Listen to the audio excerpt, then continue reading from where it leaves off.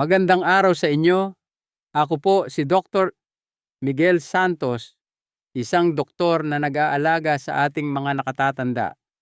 Naranasan nyo na ba na tumayo sa harap ng ref, hawak ang isang pakete ng karne at naitanong sa sarili, ito ba ay mabuti pa para sa akin? Hindi po kayo nag-iisa. Habang tayo ay tumatanda, ang ating katawan ay nagsisimulang magpadala ng mga senyales. Minsan banayad, minsan malakas na ang mga pagkaing dati nating kinagigiliwan ay maaaring hindi na angkop para sa atin. Ang dating hapunan lang ay maaaring dahilan na ngayon ng pananakit ng inyong kasukasuan, pagiging makakalimutin o mabilis na pagkaubos ng enerhiya sa umaga. Pero heto ang magandang balita, ang pakiramdam na malakas, matalas ang isip at puno ng buhay pagkatapos ng edad 60 ay hindi nangangahulugan ng pag-alis sa lahat ng pagkaing gusto ninyo. Ito ay tungkol sa paggawa ng ilang matalinong pagpapalit, lalo na pagdating sa karne. Dahil hindi lahat ng karne ay nilikhang pantay-pantay. Ang ilan ay tahimik na nagpapalakas sa inyo, nagpapakain sa inyong mga kalamnan, at sumusuporta sa inyong puso. Ang iba naman, kabaligtaran, ang ginagawa, sinisipsip ang inyong lakas at pinapahina kayo sa bawat kagat. Kaya sa araw na ito, mag-uusap tayo ng bukas at tapat tungkol sa 5 karne na matalik ninyong kaibigan, pagkatapos ng 10 at 5 na kailangan ninyong iwasan gaano man ito katukso. At sasabihin ko sa inyo kung bakit. Walang sermon, praktikal na payo lang na maaari ninyong dalhin diretso sa inyong kusina. Kung mahalaga sa inyo ang manatiling malakas, independiyente at masigla sa paglipas ng mga taon, inaanyayahan ko kayong i-like ito, mag-subscribe at ipaalam sa akin sa mga komento. Ano ang isang karne na madalas ninyong kainin at may naramdaman ba kayong pagkakaiba pagkatapos itong kainin? Sige, simulan natin sa mga karne na tumutulong sa inyong manatiling masigla, malinaw ang isip at handang harapin ang bawat araw. Unang pinakamahusay na karne pitso ng manok na walang balat. Hayaan ninyong ikuwento ko ang isang bagay na madalas kong marinig mula sa aking mga nakatatandang kaibigan. Hindi ko na nararamdaman na kasing lakas ako ng dati. At naiintindihan ko yan. Pagkatapos ng 60, natural na nagsisimula tayong mawalan ng kalamnan. Ngunit ang hindi alam ng karamihan ay isa sa pinakamadali at pinakaepektibong paraan para pabagalin ang prosesong iyon ay nasa inyong plato na. Ito ay ang pitso ng manok na walang balat. Hindi ito ang uri ng karne na laman ng mga balita. Hindi ito magarbo, pero huwag ninyong maliitin ang pagiging simple nito. Ang pitso ng manok na walang balat ay tinatawag kong isang tahimik na taga-suporta. Puno ito ng lean at dekalidad na protina na eksakto kung ano ang hinihingi ng inyong mga kalamnan, lalo na kung napapansin ninyong medyo mahirap na ang pag-akyat ng hagdanan o ang inyong mga braso ay lumalambot.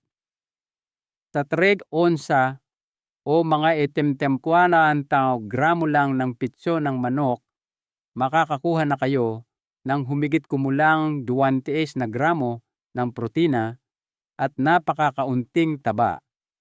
Iyan ang uri ng panggatong na kailangan ng inyong mga kalamnan para magkumpuni, muling magtayo at manatiling malakas. Higit sa lahat, ito ay banayad sa inyong puso. Hindi tulad ng mas matatabang karne, Ang pitso ng manok ay natural na mababa sa saturated fat na tumutulong sa inyong pamahalaan ang kolesterol at presyon ng dugo nang hindi isinasakripisyo ang lasa. Sa katunayan, madalas inirerekomenda ng American Heart Association ang lean poultry bilang isang pagkaing mabuti sa puso. Ang gusto ko pa rito ay kung gaano ito kadaling ihanda. Hindi nyo kailangang iprito. Pwede ninyong iihaw, iluto sa oven, ipoach o himayin para sa isang masarap na sopas. At heto ang isang munting sikreto na sinasabi ko sa aking mga nakatatandang kliyente.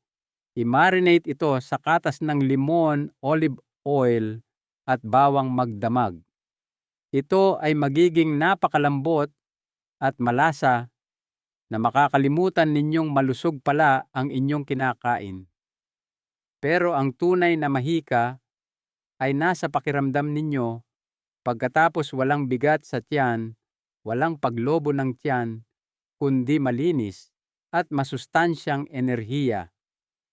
Kapag sinimulan ninyong kumain ng pitso ng manok ng regular, marahil 2 o 3 beses sa isang linggo, magpapasalamat ang inyong katawan sa maliliit na paraan. Mas madali kayong makakagalaw, mas mabilis makabawi, at babalik ang tahimik na kumpiyansang iyon, ang uri kung saan alam ninyong may ginagawa kayong mabuti para sa inyong sarili. Ikalawang pinakamahusay na karne, pabo, turkey. Kung ang pitso ng manok ay ang tahimik na kaibigan na laging nandyan kapag kailangan mo ng suporta, ang pabo naman ang nagdadala ng dagdag na kalmado at ginhawa nang hindi humihingi ng kapalit, lalo na ang puting bahagi nito. Ito ay banayad sa inyong katawan, makapangyarihan para sa inyong mga kalamnan at nakakagulat na mabait din sa inyong isipan.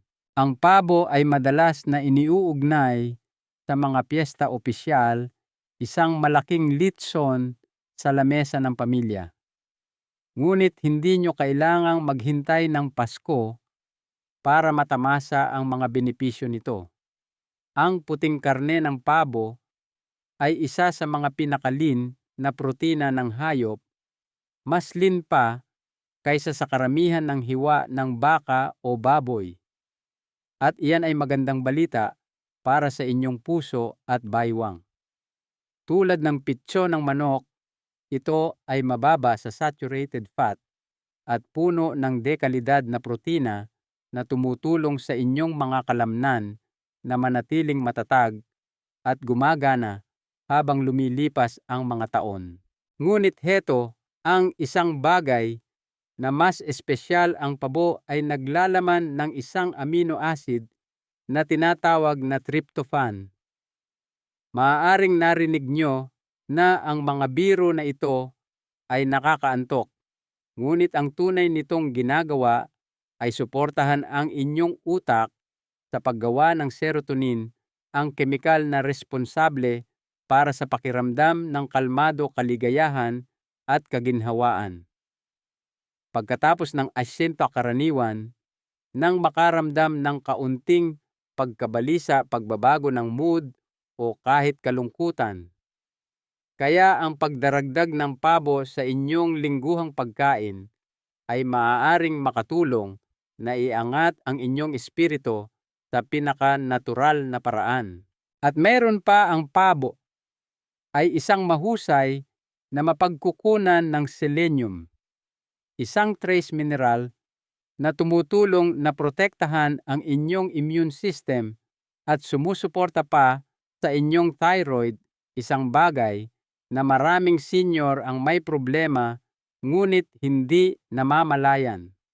Ang isang matatag na thyroid ay nangangahulugan ng mas mahusay na enerhiya, metabolismo at maging balanse sa mood.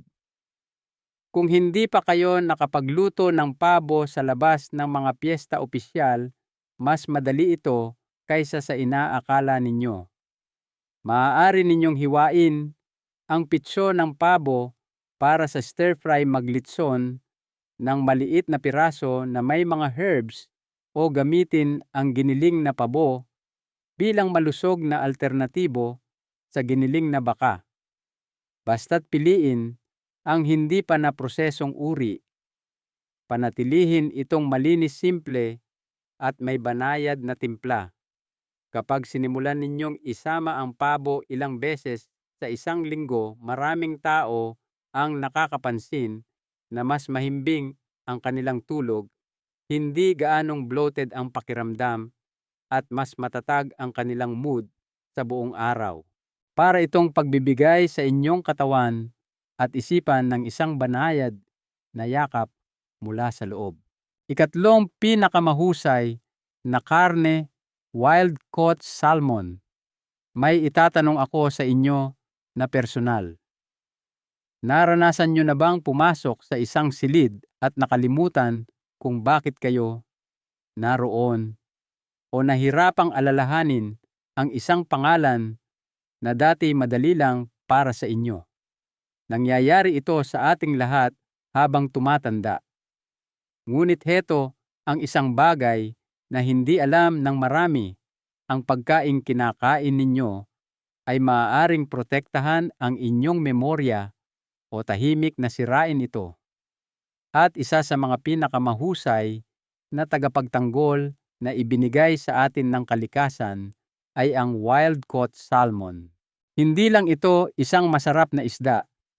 Ito ay pagkain para sa utak, simple at direkta. Ang wild salmon ay napakayaman sa omega-3 fatty acids, partikular na ang EPA at DHA. Hindi ito basta-bastang taba. Ito ang mga building blocks ng inyong mga selula sa utak. Binabawasan nito ang pamamaga, pinapanatiling maayos ang daloy ng dugo, at napatunayan sa mga pag-aaral na nakakatulong patalasin ang memorya, pabagalin ang paghina ng pag-iisip at pagandahin pa ang mood para sa mga nakatatanda. Ang omega-3s ay parang insurance para sa inyong isipan. Ngunit hindi lang ito tungkol sa kalusugan ng utak. Sinusuportahan din ng salmon ang inyong puso sa pamamagitan ng pagpapababa ng triglycerides, pagbalanse ng kolesterol, at pagpapanatili ng presyon ng dugo sa tamang antas. At nagbibigay din ito ng ginhawa sa inyong mga kasukasuan.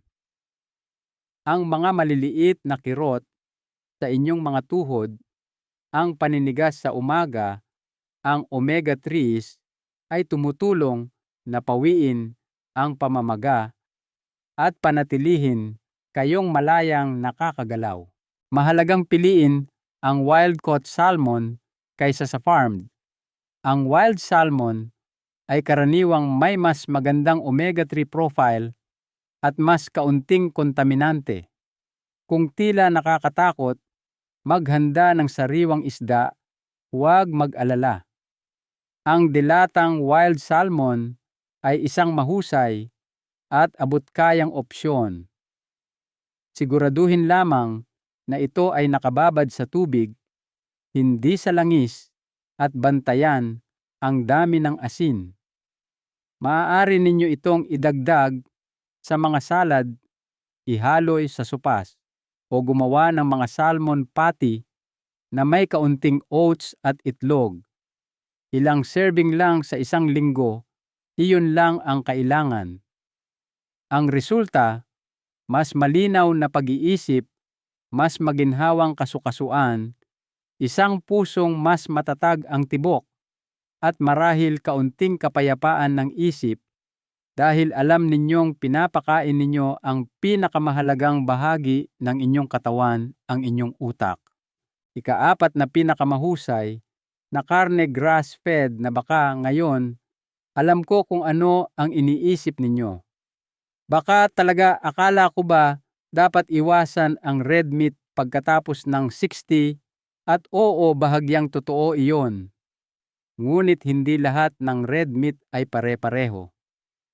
Kapag pinili ng tama at kinain ng katamtaman ang grass-fed na lean beef, ay maaaring maging isang makapangyarihang kaalyado para sa mga senior na gustong manatiling malakas, masigla at balanse. Ano ang pinagkaiba ng grass-fed na baka? Hindi tulad ng karaniwang baka, ang mga bakang pinalaki sa damo hindi butil ay nagkakaroon ng karne na mas mababa sa saturated fat at mas mayaman sa omega-3 fatty acids at CLA, conjugated linoleic acid.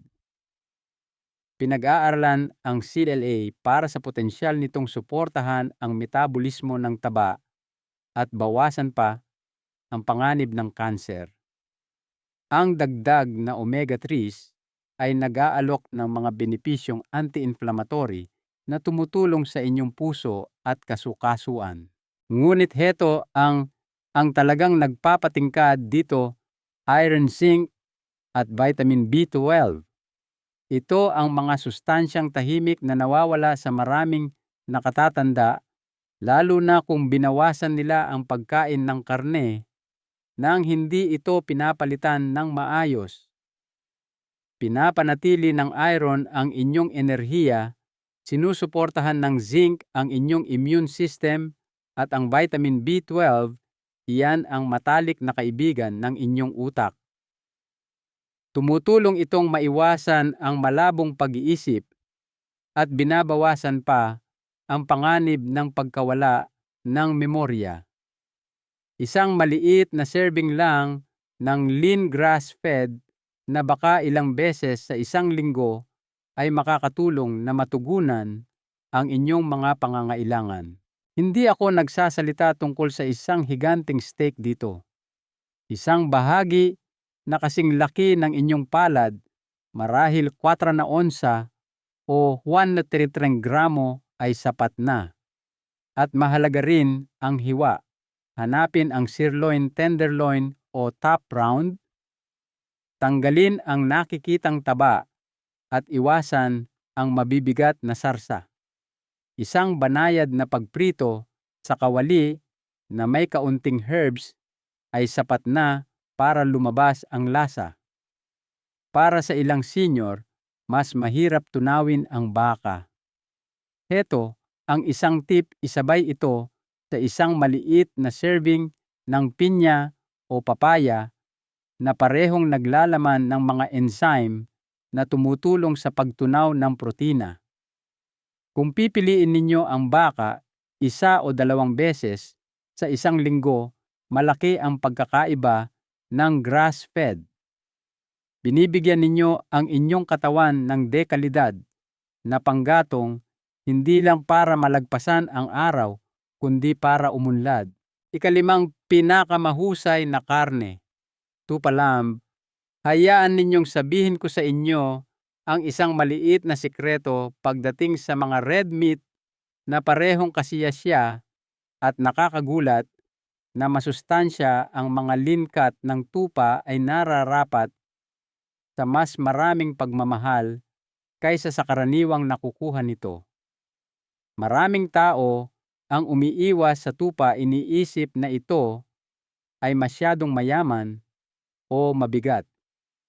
Ngunit kapag pinili ng matalino at niluto ng dahan-dahan ang tupa, lalo na ang mga hiwa tulad ng hita o lomo, ay maaaring maging isang malalim na kasiyasyang bahagi ng inyong dieta pagkatapos ng sakyante. Narito kung bakit. Ang tupa ay isang natural na mapagkukunan ng dekalidad na protina tulad ng manok at pabo. At tulad ng napag-usapan natin, ang protina ay napakahalaga para sa pagprotekta ng mas ng kalamnan habang tayo ay tumatanda. Ngunit may higit pang dala ang tupa sa mesa, literal. Ito ay mayaman sa vitamin B12 na sumusuporta sa kalusugan ng utak at enerhiya, at zinc na tumutulong sa inyong immune system na manatiling malakas at matatag. Nangangahulugan iyon ng mas kaunting sipon, mas mabilis na paggaling, at mas maraming sigla upang tamasahin ang inyong araw. Ang dahilan kung bakit partikular na interesante ang tupa para sa mga nakatatanda ay ang nilalaman nitong selenium. Ang selenium ay isang trace mineral na may malakas na katangiang antioxidant. Tinutulungan nitong labanan ang oxidative stress, ang uri na nagpapahina sa inyong mga selula sa paglipas ng panahon at nag-aambag sa pagtanda. Sa katunayan, ilang pag-aaral ang nagpakita na ang sapat na pagkonsumo ng selenium ay nauugnay sa mas mahusay na kalusugan ng thyroid at kahit na nabawasan ang panganib ng ilang mga malalang sakit. Ang tupa ay naglalaman ng mas maraming taba kaysa sa manok o isda, ngunit heto ang susi, piliin ang mga lean cut tulad ng hita lomo o shank at tanggalin ang anumang nakikitang taba bago lutuin. Ang grass-fed na tupa ay pinakamainam kapag available dahil ito ay may mas kanais-nais na profile ng taba at mas mataas na konsentrasyon ng omega-3 kumpara sa grain-fed. Isa sa mga pinakagusto ko sa tupa ay kung gaano ito ka-versatile. Maaari ninyo itong i-litson ng dahan-dahan na may rosemary at bawang hiwain ng manipis para sa isang Mediterranean salad o gawing stew kasama ang mga gulay para sa isang maginhawang hapunan. At ang lasa nito, mayaman, nakakaginhawa at lubos na kasiyasya. Ang kaunti ay malayo na ang mararating. Magsimula sa pamamagitan ng pagkain ng tupa isang beses bawat 1 o 2 linggo. Bigyang pansin kung ano ang pakiramdam ng inyong katawan pagkatapos. Ngayong natuklasan na natin ang pinakamahusay na mga karne upang palakasin ang inyong lakas, mood at enerhiya pagkatapos ng 4 oras na upang buksan ang susunod na pahina. Pag-usapan natin ang mga karne na maaaring tahimik na kumakalaban sa inyo at kung ano ang maaari ninyong gawin upang maiwasan ang mga ito. Unang pinakamasamang karne, mga processed na karne. Ang susunod na bahaging ito ay maaaring mahirap pakinggan, lalo na kung ang bacon longganisa at hotdog ay matagal ng paborito. Naiintindihan ko. Mayroong isang bagay na nakakaginhawa sa mga pamilyar na lasa na iyon. Ngunit heto ang katotohanang hindi na natin maaaring balewalain ang mga processed na karne tulad ng bacon, hotdog at longganisa ay tahimik na sinisira ang mismong mga bagay na sinusubukan nating protektahan ang ating puso, utak at kalayaan. Ang problema ay hindi sa karne mismo. Ito ay sa kung ano ang ginawa dito upang pahabain ang shelf life at palakasin ang lasa. Ang mga processed na karne ay madalas na nilalagyan ng nitrates, preservatives, asin, at mga kemikal na direktang nauugnay sa pamamaga mataas na presyon ng dugo at maging sa panganib ng kanser. Ayon sa World Health Organization, ang mga processed na karne ay inuri bilang isang Group 1 carcinogen, nangangahulugang may matibay na ebidensya na maaari nitong mapataas ang panganib ng ilang mga kanser, lalo na ang colorectal, at hindi diyan nagtatapos ang pinsala. Ang mga processed na karne ay karaniwang napakataas sa sodium na naglalagay ng dagdag na bigat sa tumatandang mga bato at nagpapataas ng panganib ng stroke at heart failure. At ano ang mas masahol pa?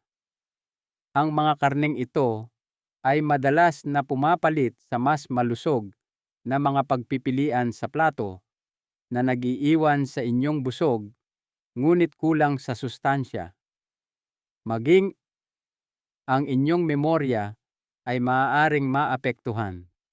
Ang mga bagong pananaliksik ay nagmumungkahi na ang mga diet na mataas sa sodium at mayaman sa additives ay maaaring mag-ambag sa paghina ng pag-iisip.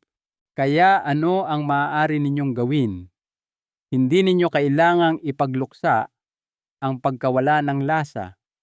Isipin lang ito sa bagong paraan. Subukang lumipat sa lean na pabo o longganisa ng manok na walang nitrates. Kung naglalaway kayo sa bacon, maghanap ng nitrate-free na bacon ng pabo o isaalang-alang ang pag-ihaw ng mga kabuting minarinade para sa mausok na lasa na iyon. At sa halip na mga deli meat sa sandwich, gumamit ng hinimay na manok o hummus na may sariwang gulay. Ang susi ay pag-unlad, hindi perpeksyon. Magsimula sa pamamagitan ng pagbabawas kung gaano kadalas ninyo kinakain ang mga pagkaing ito. Ikalawang pinakamasamang karne, mga pritong karne. Pag-usapan natin ang isang bagay na mahirap tanggihan, ang gintong malutong na balat ng pritong manok o isang pritong pork chop na sumisirit sa kawali. Alam ko amoy bahay ito, lasang tradisyon at nagbabalik ng mga alaala ng masasayang panahon. Ngunit para sa ating katawan, lalo na pagkatapos ng atyan, ang mga paboritong pritong ito ay may kasamang nakatagong presyo. Kapag ang karne ay pinirito lalo na sa mga refined oil sa mataas na temperatura, bumubuo ito ng mga compound na tinatawag na Aegis Advanced Glycation End Products. Ang mga maliliit na salarin na ito ay naiipon sa katawan at nagpapasiklab sa talamak na pamamaga na siyang ugat ng maraming problema na may kaugnayan sa edad, pananakit ng kasukasuan, paninigas ng kalamnan, mas mabagal na paggaling at pinsala pa sa inyong mga daluyan ng dugo at utak. Kaya habang ang inyong panlasa ay nagdiriwang, ang inyong puso at tuhod ay umiiyak ng tulong.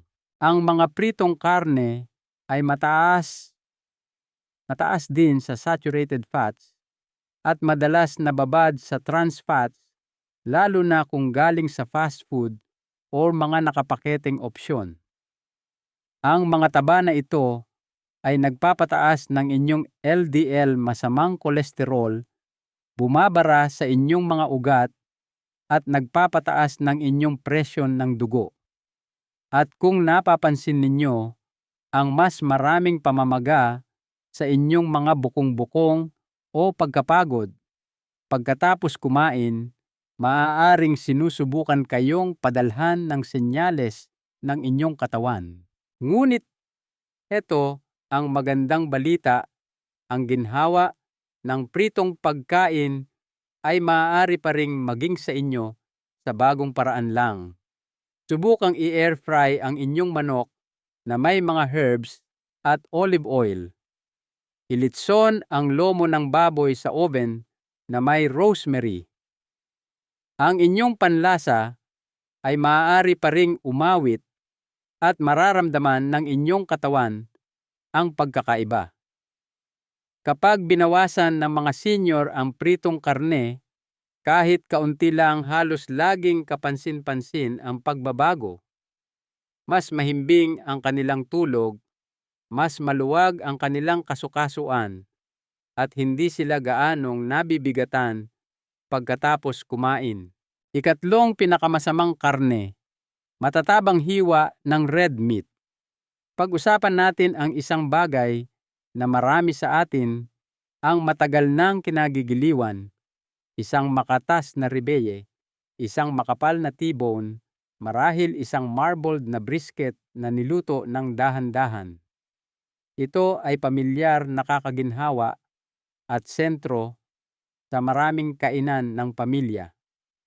Ngunit pagkatapos ng asampu, hindi na pinoproseso ng ating katawan ang mga mayaman at matatabang red meat na iyon sa paraang tulad ng dati. At ang patuloy na pagkain nito ng walang pag-aalinlangan ay maaaring tahimik na magdulot ng mas maraming pinsala kaysa sa kabutihan. Ang mga hiwa tulad ng ribeye prime rib at T-bone ay puno ng saturated fats. At ang mga taba na ito, kapag madalas kainin, ay nagpapataas ng inyong LDL cholesterol na nagpapakapal sa inyong mga ugat sa paglipas ng panahon. Naglalagay ito sa inyo sa mas malaking panganib ng atake sa puso at stroke. Ang dating parang masaganang pagkain ay nagiging pasanin na ngayon sa inyong puso. Ang mga matatabang karne na ito ay mahirap din tunawin. Maaari kayong makaramdam ng kabagalan paglobo ng tiyan o kahit pagduduwal pagkatapos ng isang mabigat na pagkain ng baka, lalo na sa gabi. Ang inyong metabolismo ay bumabagal habang tumatanda at nangangahulugan iyon na ang mga mabibigat at matatabang pagkain ay maaaring manatili sa inyong sistema ng mas matagal. Mayroon ding issue ng pamamaga. Ang mataas na pagkonsumo ng saturated fat ay naiugnay sa pagtaas ng mga palatandaan ng pamamaga sa katawan, ang uri na nagpapahina sa inyong mga kasukasuan at nagpapalala sa mga kondisyon tulad ng arthritis. Ngayon, hindi ko sinasabing hindi na kayo maaaring kumain ng red meat. Ito ay tungkol sa matalinong pagpili. Kung mahilig kayo sa baka lumipat sa mas lean na mga hiwa tulad ng top sirloin o tenderloin. Tanggalin ang nakikitang taba, iihaw o iluto sa oven sa halip na iprito sa kawali at higit sa lahat, kainin ito ng katamtaman. Isipin ninyo ang inyong katawan na parang isang klasikong sasakyan, tumatakbo pa rin ito ng maganda ngunit kailangan nito ang tamang uri ng panggatong. Ikaapat na pinakamasamang karne deli meats. Ang mga ito ay mabilis madali at tila hindi nakakapinsala. Ang mga deli meat tulad ng ham salami, roast beef at maging ang mga nakatiklop na hiwa ng pabo ay naging pangunahing pagkain para sa maraming senyor. Ngunit sa likod ng kaginhawahan ay may tahimik na banta. Ang mga karneng ito ay maaaring mukhang lean at maayos, ngunit puno ito ng mga sangkap na mas nakakasama sa inyong katawan kaysa sa nakabubuti. Magsimula tayo sa asin. Ang isang serving ng deli meat ay maaaring maglaman ng higit sa 500 mg ng sodium.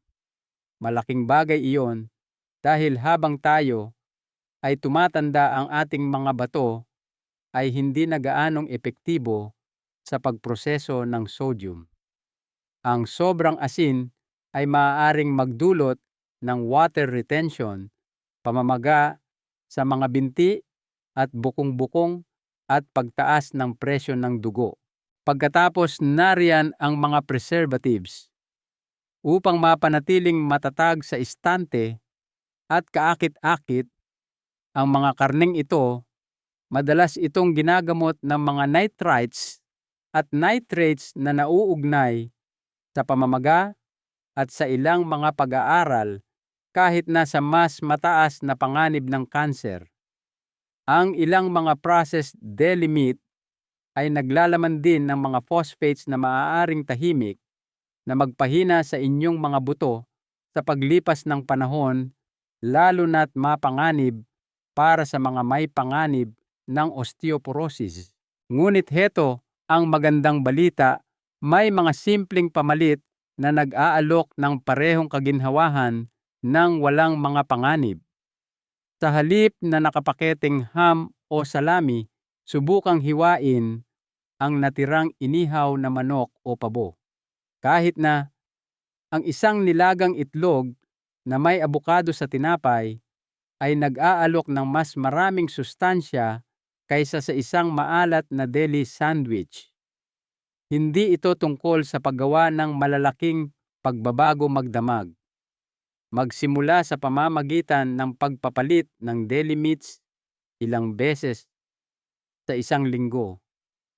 Maraming senyor ang nag-uulat ng mas malinaw na pag-iisip, mas magaan na pakiramdam sa mga binti at mas kaunting paglobo ng tiyan sa loob lamang ng ilang linggo. Ikalimang pinakamasamang karne, laman loob organ meats. Pag-usapan natin ang isang bagay na pinuri sa loob ng maraming henerasyon atay at iba pang laman loob. Marahil lumaki kayong kumakain nito. Marahil sinabi ng inyong mga magulang na ito ay pagkain para sa utak o puno ng sustansya. At hindi sila nagkamali. Ang atay bato at iba pang laman loob ay puno ng mga bitamina at mineral. Ngunit dito, nagbabago ang mga bagay. Ang mabuti noong kayo ay nasa 30s ay maaaring makasama pagkatapos ng 60. Una, pag-usapan natin ang vitamin A. Ang atay ay napakayaman sa bitaminang ito, sobrang yaman sa katunayan. Ang isang maliit na bahagi ay maaaring maglaman ng ilang beses na mas mataas kaysa sa inirerekomendang pang-araw-araw na dosis.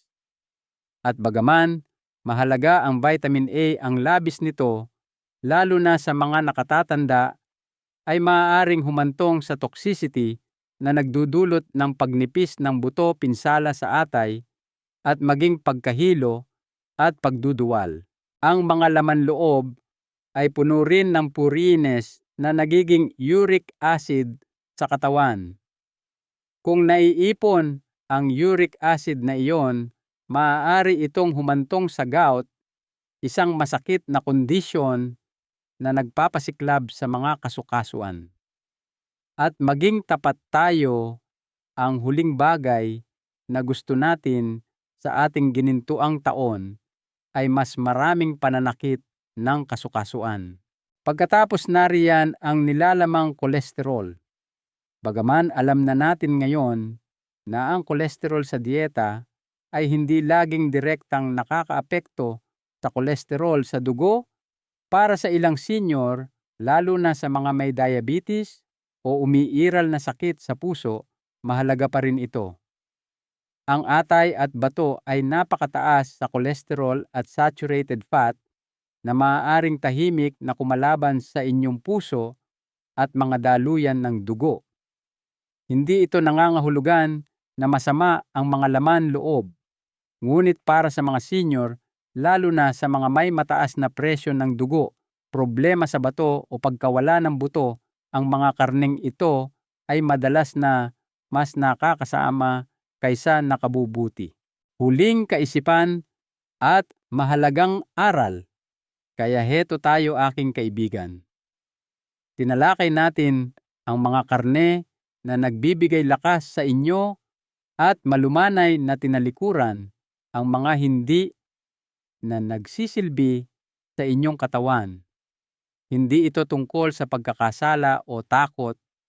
Ito ay tungkol sa kamalayan at pagpili araw-araw na bigyan ang inyong katawan ng respeto at pangangalagang nararapat dito. Ang pagtanda ay hindi isang bagay na dapat katakutan. Ito ay isang kabanata ng buhay na kapag hinawakan ng may intensyon ay maaaring maging napakayaman at makapangyarihan. Narito ang mahalagang aral. hawak ninyo ang kapangyarihan. Sa bawat pagkain, mayroon kayong kapangyarihang hubugin ang inyong kinabukasan sa bawat kagat. Hindi ninyo kailangang baguhin ang lahat ng sabay-sabay. Magsimula lang sa maliit. Palitan ang maalat na ham sandwich ng isang hiwa ng inihaw na manok. Ipagpalit ang pritong pork chop sa isang piraso ng baked salmon na may limon. Ang mga maliliit na pagbabagong ito, kapag inulit ng may pag-iingat, ay bumubuo ng isang katawan na sumusuporta sa inyo, hindi humahadlang. Maaaring lumakas ang inyong mga kalamnan, manatiling matalas ang inyong isip, at mas malayang tumibok ang inyong puso. Kung ang video na ito ay nagbigay sa inyo kahit isang bagong ideya o isang sandali ng kalinawan, gustong-gusto kong marinig ito. Mag-iwan ng komento sa ibaba at sabihin sa akin, mayroon bang karne na handa na kayong bitawan o isa na nasasabik kayong subukan ng mas madalas? Binabasa ko ang bawat mensahe at tunay na nasisiyahan akong marinig ang inyong mga kwento. At kung hindi nyo pa nagagawa, pindutin na ang like button, mag-subscribe sa channel, at ibahagi ito sa isang kaibigan na maaaring mangailangan ng kaunting tulak tungo sa mas malusog na mga pagpipilian. Dahil magkasama tayo rito, ang pagtanda ay hindi nangangahulugang pagbagal, hindi kung kumakain ka ng may layunin, gumagalaw ng may kagalakan, at namumuhay bawat araw na bukas ang iyong mga mata at puso. Hanggang sa muli, alagaan ang inyong sarili. Karapat-dapat kayo diyan.